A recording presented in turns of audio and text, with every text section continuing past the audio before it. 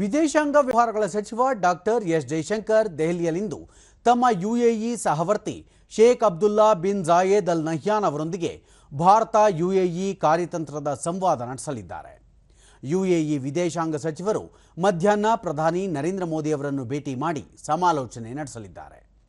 UAE ಉಪಪ್ರಧಾನಿ ಮತ್ತು ವಿದೇಶಾಂಗ ಸಚಿವರು 4ನೇ ಕಾರ್ಯತಾಂತ್ರಿಕ ಸಂವಾದ ಮತ್ತು 15ನೇ ಭಾರತ ಯುಎಇ ಜಂಟಿ ಆಯೋಗದ ಸಭೆಯಲ್ಲಿ ಭಾಗವಹಿಸಲು ನವದೆಹಲಿಗೆ ಆಗಮಿಸಿದ್ದಾರೆ.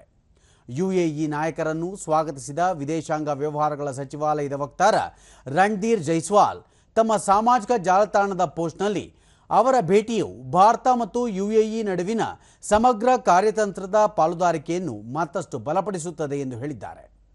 ಭಾರತ ಮತ್ತು ಯುಎಇ ಶತಮಾನಗಳಿಂದ ವ್ಯಾಪಾರ ಸಂಬಂಧಗಳನ್ನು ಹಂಚಿಕೊಂಡಿವೆ.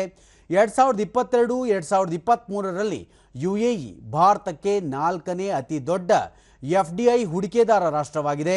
ಯುಎಇ ಭಾರತದ ಮೂಲಸೌಕರ್ಯ ಕ್ಷೇತ್ರದಲ್ಲಿ $75 ಬಿಲಿಯನ್ ಹೂಡಿಕೆ ಮಾಡಲು ಬದ್ಧವಾಗಿದೆ ಎಂದು ಅವರು ತಿಳಿಸಿದ್ದಾರೆ.